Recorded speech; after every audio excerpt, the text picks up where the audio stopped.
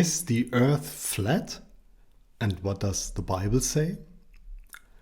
I know that this topic is a hot potato, so to speak, which is better not to touch. And it's a topic that can't be covered comprehensively in a single video.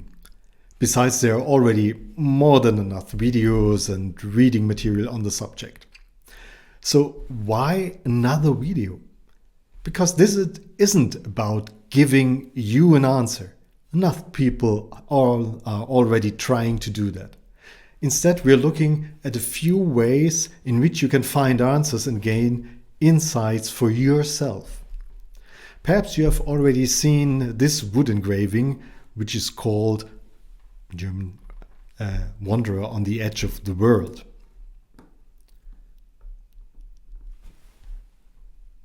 If you now think that this is a medieval representation and that people and scholars back then thought that the earth was flat, then you should find out for yourself whether this is correct. If you don't have a large library with historical editions nearby, take a look at Wikipedia, for example. This picture is from 1888. But because of its style, many in the 20th century thought this was a medieval depiction of what people believed. So it's good not to jump to conclusions. So again, the question, is the earth flat and does the Bible even say so? That's actually two questions. And for the impatient, I'll give you the answers. Yes and no. And yes and no. Excuse me? No, that's not nonsense, but an indication that there is no other way to answer the questions. The context of the questions is missing. And that is crucial for the answer, as we will see. We can already see that in the first part of the question. I would say, is the earth flat? Yes and no. Somehow it is, and then again it isn't. Perhaps you live in an area with hills and mountains or a plain. Let's take a look at the Rhine-Neckar region here in Germany, because it has both. In the back you see the Rhine Valley, which is around 40 kilometers wide and more than 100 kilometers from south to north, and framed on both sides by chains of hills. And on one edge lies Heidelberg with its famous castle, the Heidelberg Castle, which you see part of it on the left, at the transition from the plain to the hills. If you cycle in the Rhine Valley here, you won't find it so strenuous because it is a flat route. A flat route. If you look up and down the Rhine plain, the earth is flat. Flat as far as the eye can see. But if you run up to the Philosophenweg here on the right, then down again across the Neckar Valley, river, and then up to the Heidelberg Castle here on the left, you won't feel that way, that it's flat. Okay, but it's on a hill, on an otherwise flat earth. And in fact, I'm sure that everyone in everyday life constantly assumes that the earth is flat. Why? Because everything you do is based on experience. And it works. Let's take the rooms in your home as an example. If you have four more or less straight walls, you would expect the walls in the four corners to be at a right angle, at least in modern times. Something like this here. And if you place a device like this one, the lower one, against the walls in one corner, let's say top left, and then hold it in the other corners, it should always feel the same. But even if everything is not so straight, you will find that the sum of the angles is always, here, the four ones, 360 degrees if you have a scale like that. Mathematicians prefer to deal with the area with the fewest corners, and so let's stretch a rope across the room and measure this triangle. then the sum of the angles of the three ones is 100 degrees. And that's always the case. Even if your room is crooked, as long as the walls are reasonable straight and there are only straight walls on the corners, it's 100 degrees. And this was already known in ancient times, and Euclid wrote it down in his textbook, and today it's called Euclidean geometry, which says the sum of the angles of a triangle is always 100 degrees. Always. No matter what you do, as long as the sides are straight. However, this not only works in your home, but also between buildings and even between towns. So somehow we have proven this. Is the earth flat? Yes, of course. But remember the context. The context is as far as your eye can see. And that's what all people on the earth say. Actually, all people on earth say, my neighborhood the earth is flat. Don't forget the context, as far as their eyes can see. And if you travel far, your surroundings are flat. Don't forget the context, as far as your eye can see there. So, if we now tell ourselves that we only have to rely on our sensory perceptions, which show that the earth around us is flat, then the whole earth is flat too. Mr. Melchior Denis from Luzern in Switzerland thought along similar lines and registers his Weltall-Erdrelief. And if you don't know German or Schweizerdeutsch, the German of Switzerland, you can find it even today, this one.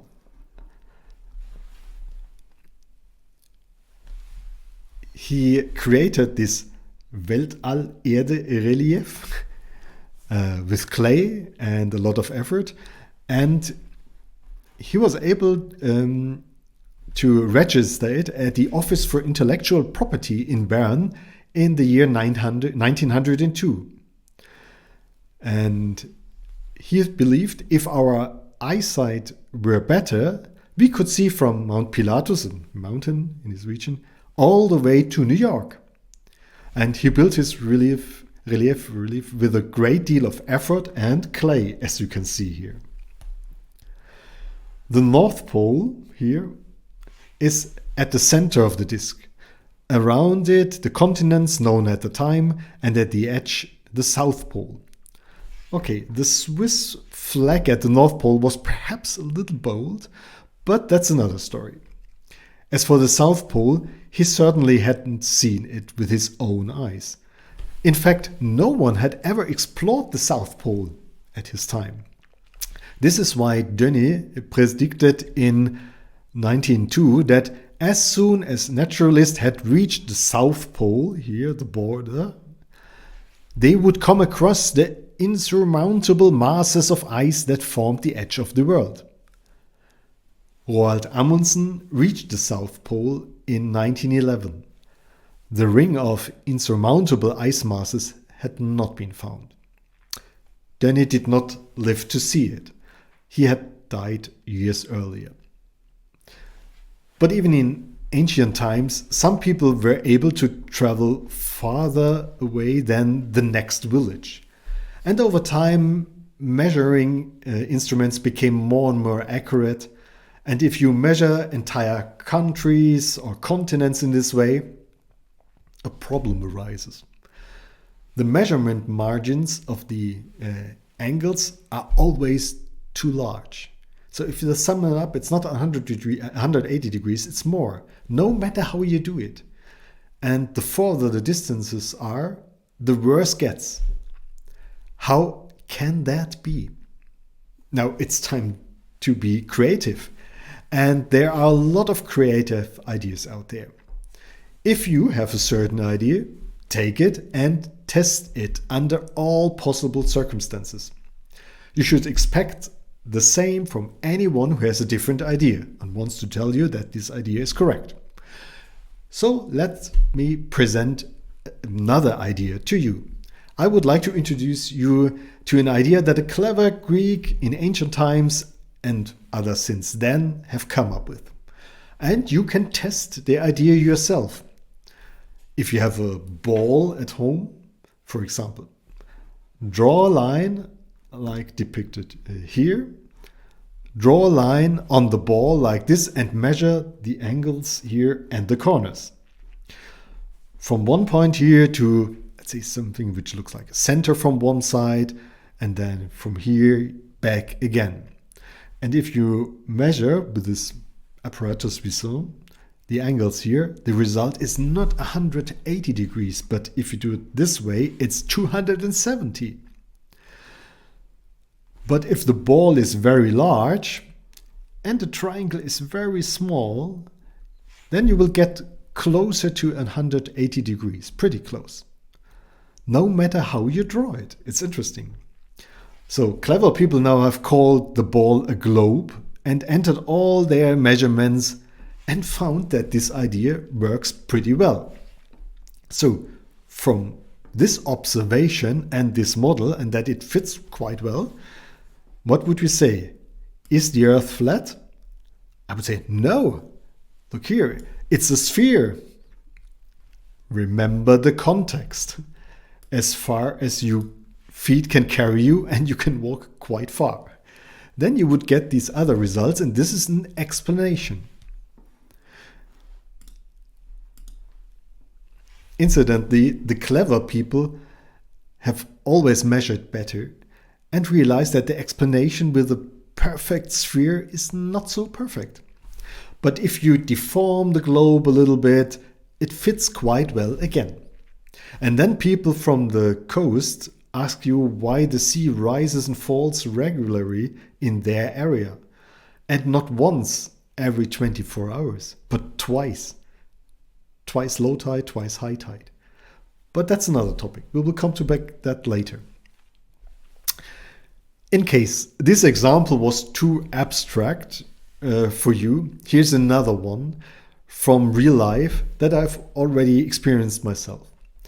As you know, an airplane consumes fuel.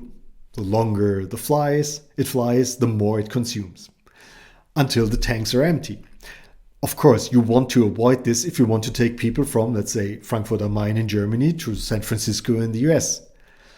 If the weather cooperates, the pilot tries to fly most direct route from Frankfurt to San Francisco in order to use as little fuel as possible. Or if you, in America, think about flying from San Francisco to good old Germany.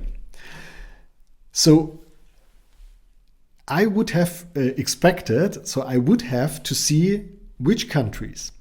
Let's take this map. It's a flat map of the Earth.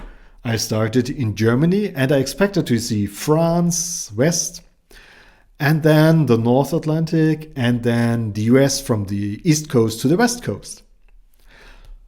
But what the pilot announced and what I saw was rather this route. So starting in Germany, I saw a little bit of England, Scotland, Iceland, Greenland, Canada, and the west of the USA. The route seems much longer, which means a longer flight time and higher fuel consumption. Was this due to a storm, or did the pilot simply want to show us these beautiful areas? Again, there are a lot of possibilities and reasons and causes besides these explanations. How about this one? How about drawing the flight route on the globe the cartographers have come up with? Unfortunately, I don't have such a spherical ball, a globe, at home. But you can have it displayed on the computer as if you were looking at the globe. But as I said, it's about you. You have to verify that or do the test. You are welcome to try it out yourself on a globe. So I did it on a computer and I started here in Germany, in Frankfurt, and then I draw a straight line. Okay, We have to talk about that straight line on the globe from here to San Francisco. Which means, do the experiment, the globe straight line is, take a line, some piece of something, material, and then try to find the shortest way. So not like this one around the globe, but the shortest way. And if you look from top, it will look like this. And indeed, I see Scotland, Iceland, Greenland, Canada, and the west of the USA. It's fascinating, isn't it? If I extend my idea, or we physicists would call it a model or a theory, so that the Earth appears flat to me when I'm traveling on foot, but draw it on a sphere globe, or a globe for distances I can cover by plane, then the pilot really did fly the shortest route, as quickly as possible and with as little fuel as possible, because, as we all know, fuel costs money, and time is money. So what would we conclude from this, from our model? Is the Earth flat? On this scale, we would say, no, it's more like a round, like a sphere. Remember the context. If you fly all over the continents and oceans in an airplane. And as I said, there could have been other reasons. And you can choose a different model to explain the flight. But your model, your concept, should then be able to explain all flights on Earth. And then compare this explanation with a rather simple one of a globe. This does not mean, and that's important, this does not mean that the explanation with the globe is correct or true just because it's simpler and can explain more. But this brings us into the area known as epistemology. How can we know whether the idea which we have is real? Some people only accept what they can grasp with their own senses. The approach is somewhat radical, but you can decide for yourself to do so. Some also start with this approach to show that the Earth as a whole is flat. But now, you should use your critical thinking and recognize the contradiction. If someone only accepts what you can perceive yourself, then your knowledge only extends as far as you can see. But then you shouldn't make a claim about the whole Earth if you cannot see, can only see a fraction of it, or have only seen it yourself. If you extend it to the full Earth, that's another thing. It's not just what you can see with your senses or receive with your senses, but you extend it. If you do it, you should also compare it with our environment, shouldn't you? You form an idea, model, or hypothesis from or a concept from your experiences and assume that it applies always and everywhere. And now comes the crucial part. Knowing full well that the hypothesis will probably no longer work if you measure in much larger or much smaller areas or with a much higher precision. And the idea should be so concrete and verifiable, or better I should say falsifiable, that others may have fun to break it if they extend the idea to areas beyond the original one. This is exactly what happens when you no longer travel on foot but by plane. You test it and you see it doesn't work, so you have to modify your concept. A whole series of arguments for or against the flat Earth also go in precisely this direction. How can I determine what the world around us is like? And a good model or concept must be able to explain as much as possible, as simple as possible. If you imagine a flat Earth, there must also be sun, moon, and stars somewhere. So how do day and night come about in different parts of the world? And the different positions of the sun during the seasons? And what about the phases of the moon? Or solar eclipses? have it explained to you, or make a flat earth and sun and moon out of a cardboard and try it out. Once you have found the mechanism, add the planets and their observable orbits. At least some of them can be observed with the naked eye. The Babylonians did this and kept very precise records of them, which are still preserved today. I deliberately spoke of observable orbits of the planets. Sunrise and sunset, as well as their position in the sky, can also be observed directly. The same observations can also be made directly of the moon. And then we also mentioned the ebb and flow of the tides. So this is all within the realm of what can be explained, even for those who only accept what can be perceived with their own senses. And in principle, this is an empirical approach. Perceiving things with your own senses and checking your own ideas against the result of your observations. Sounds reasonable at first. It is then often stated that, according to everyone's observations, the Earth is flat in the surrounding area. And we have already recognized this is correct, at least within the limits of the accuracy of our senses. And then other things are cited. But what is not cited, and this is where our critical thinking should start again, are the observations of the sun, moon, planets and the stars, and ebb and flow and etc. Everyone can still observe this for themselves with their own senses. But can this also be explained by a flat Earth? Try it. And then try it with a globe and compare the results. However, the idea of only accepting what everyone can perceive with their own senses has its limits. Has anyone ever seen the Earth as a whole at once? If this is not the case, how can you claim on this basis that the whole Earth is flat? You are then extrapolating from a small part to the whole Earth, in contradiction to the idea that you only accept what you can perceive with your own senses. Is it a contradiction that everyone on Earth perceives their surroundings as flat, but the whole Earth is not? You can practically ask everyone on Earth, and they would say, in my environment, close by, nearby, everyone speaks my language. I know there are exceptions, but it works quite well. Does it mean that everyone on Earth speaks the same language? You just have to go far enough away from your home, from your place, and at some point they won't speak your language anymore. And if you ask someone, assuming you can communicate with that person, they will tell you that everyone there speaks the same language. But that's just a metaphor.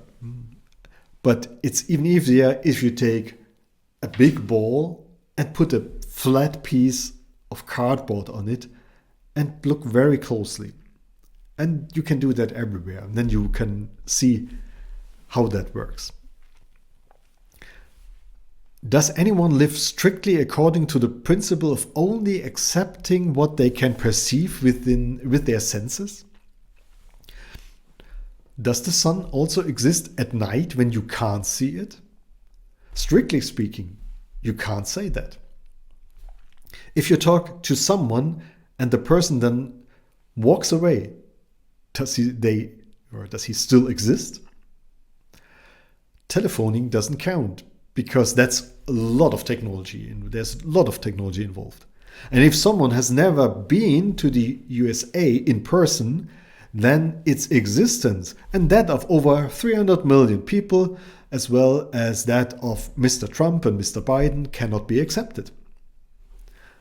Ultimately, the discussion is often about whether you and I can trust the evidence that others have produced with or without technology.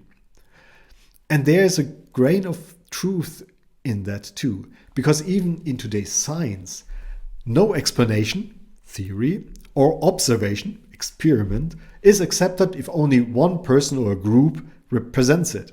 Others must be able to understand it and reproduce it. At least that's the ideal. We could talk about these aspects for a long time.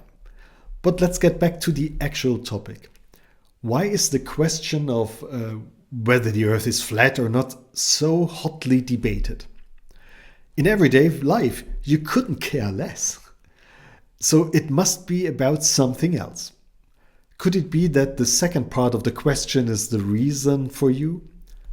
Doesn't the Bible say that the earth is flat? And if the Bible is God's inspired book, then it must be true. So is it a question of whether you believe God and the Bible or secular science?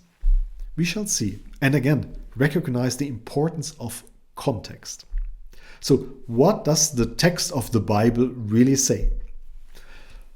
To answer this question, we would need to understand the ancient Hebrew, Aramaic, and Greek of the different eras and ages and regions, and also the cultural context of the people by whom and for whom the text was primarily written.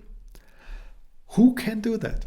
Even the experts have to reconstruct this information as best they can. The translation into our language therefore brings the text from the ancient context into our context. And this can have a considerable influence on the message. Therefore, let us first try to better understand the text itself. And here are a few examples. We start with Job 37, verse 12, where according to the English translation of a German Bible version, the Einheitsübersetzung, they moved to and fro as he directs them, to work all that he commands them, to do on the circle of the earth. Or another one says, over the surface of the earth's circle, on the whole earth. And now this is NASB. It changes direction, turning around by his guidance, that it may do whatever he commands it on the face of the inhabited earth. And King James Version says, face of the world in the earth. Oh, totally different. So, a number of German Bible translations render this text in the sense of a circle of the earth. And many English translations rather translate with inhabited earth.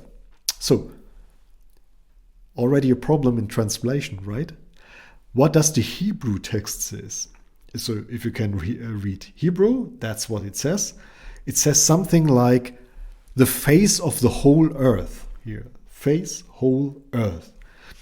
And the word used for earth is it's this one. And in Strong's Dictionary, it's number 776, which according to this lexicon is used 2,503 times and is translated as earth from Genesis 1 onwards. So Genesis 1:1, the first verse. The Brown Driver Briggs lexicon shows the related words also in other Semitic languages. And if one analyzes the many other texts with this word, the meaning emerges. It's earth, with the meaning whole earth opposed to a part. It's earth opposed to heaven or sky. Earth in the meaning of inhabitants of earth, and that's the reason why it's translated sometimes this way. It could be land, country, territory, etc. So, what do you conclude about its meaning from the use of the word in all these usages? And I hope you have read all the 2,503 passages. You don't have to be a linguist to realize that this verse is not meant to describe a geometric shape. It's about describing our living space as distinct from something else. So let's take another example. Let's take a look at another usage. So it's best to use the passage which is often quoted in the context of this topic, flat earth. It's Isaiah 40:22, according to the 2001 translation, it's he's the one who holds fast the curve of the earth. NIV says he sits enthroned above the circle of the earth. And King James Version, or King James Bible says, it is he that sitteth upon the circle of the earth.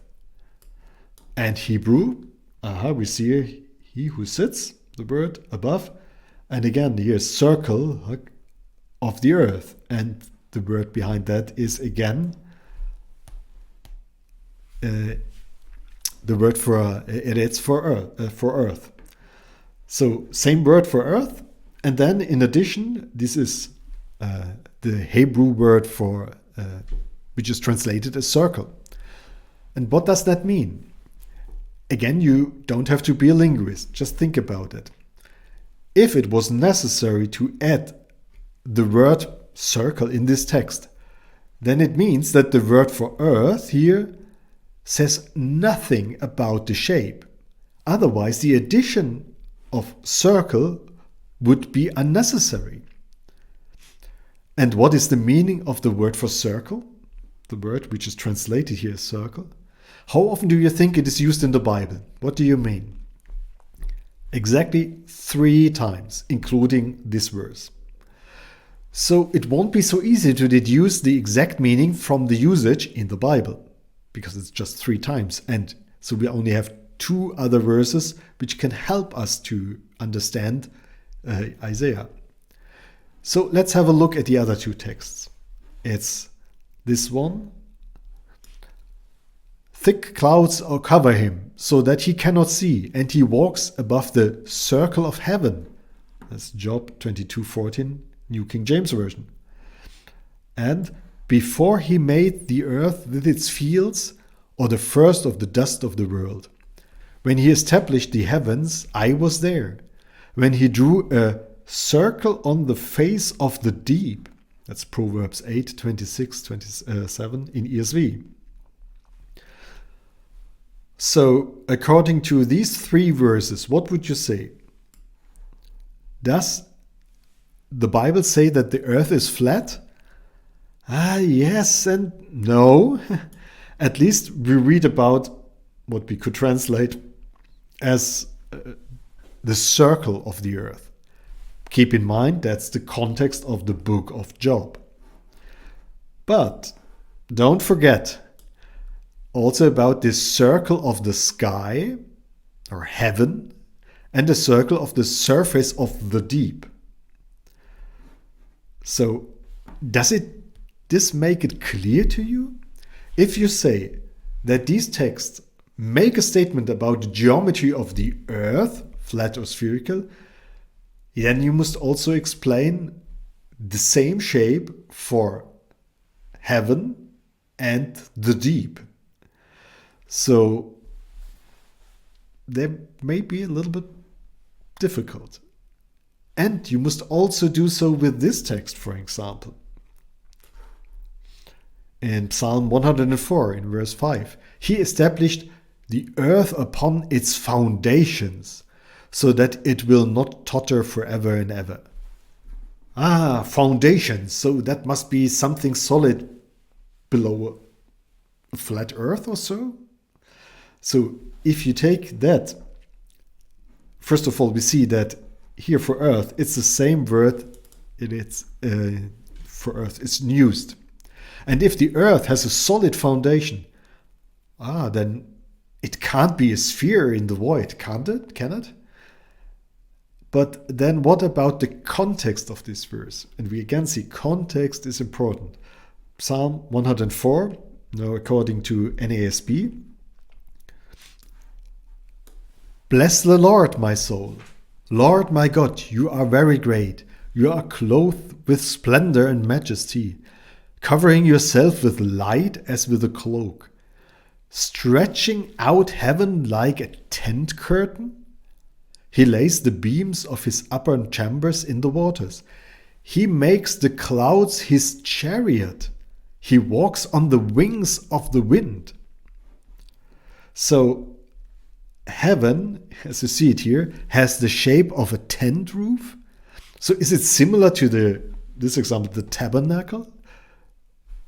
So don't forget, we read here, stretching out heaven like a tent curtain. So should we think that heaven looks in a shape like this? You can't have it both ways. Take verse 5 about the earth literally is a statement about the shape or foundation of the earth, and then not in verse 2 in this context, the very same context. But then the heavens don't fit really with the round circular earth, do they? But it goes even farther in verse 3, and here in the interlinear translation. And according to the 2001 translation, this Hebrew could be translated, and we read it already, with water you have filled its roof and upper rooms, and as your chariot you created the clouds, with which you ride on the wings of a breeze. Psalm 104, verse 3. And you see it also here, the word here, the clouds are his chariots, and he walks on the wings of a wind. So, if you take that statement about the earth in that psalm as a statement about geometry, a shape, then Yahweh makes the clouds his chariot. Do you really think that Yahweh is being told here that he is driving a chariot in the sky in heaven? But that's a vision, you might think. No, it's not. The psalm is not a vision, but a description. And everything is in the same context. So, does the text make any sense at all? Yes, but you have to understand what the context is. The context is not our desire that there is a statement here about the geometry of the earth or Yahweh's fleet of vehicles. The context was the worshippers of Yahweh at that time. And if you ask Bible scholars about this, you can learn that this is a theological statement. Other nations were of the opinion that their god Baal rides in his chariot in the sky. And in the text of the Bible, the Israelites at the same time were assured that it was not Baal who was responsible for nature, rain, and the fertility of the land. If anyone at all rides in a chariot in the sky, it was Yahweh, not Baal. End of the metaphor. So, the metaphor. We could analyze many other texts in this way. But as I said, this video is not intended to draw conclusions for you, but to help you to do it yourself. The important thing is not to pick out individual texts that fit your own ideas and ignore the others, or to arbitrarily interpret text as literal or symbolic or allegorical, especially not within a sentence or a passage. What we want to look at now is the context in which the texts were written down. So what is the context of the texts that deal with the earth? So how is the text of the Bible to be understood in its historical context? What do we know about the historical and cultural context of the people who wrote down the text and heard it back then? Is it really so different from today? An example will perhaps convince you that there can be worlds between the different centuries. Please note down or remember what thoughts come to your mind in a few seconds after you read or hear a word. And I will tell you the word in a second. So what images then appeared in your mind? And now the word. Christmas. If you come from Europe, Northern Europe or North America, you may have immediately thought of this. Images of winter landscape with snow, a decorated Christmas tree in the living room, the smell and taste of Christmas cookies. But if you come from Australia, South Africa or South America, you probably don't have a snowy landscape in mind. And instead of contemplative Christmas carols, it's more likely to be a festive parade with floats like the ones I know from Carnival, including rhythmic dance music. And I experienced this on the island of Fuerteventura at Christmas at that day. Now, take this sentence, or take it and write it, this sentence in a novel. It was a beautiful day. It felt like Christmas. And now we take that novel and send the novel 200 years back in time. People can read the sentence, but have no idea what you have in mind. Not even what you meant. Now the Bible has been handed down to us from the past and the other time direction. Can't the meaning of words have changed or been lost? Let's take an example from English and German. We take the English word gift, for example. And for you, as an English speaker, gift it's clear for you. This was also used in German long time ago. After all, we still speak of Mitgift, dowry in English, today.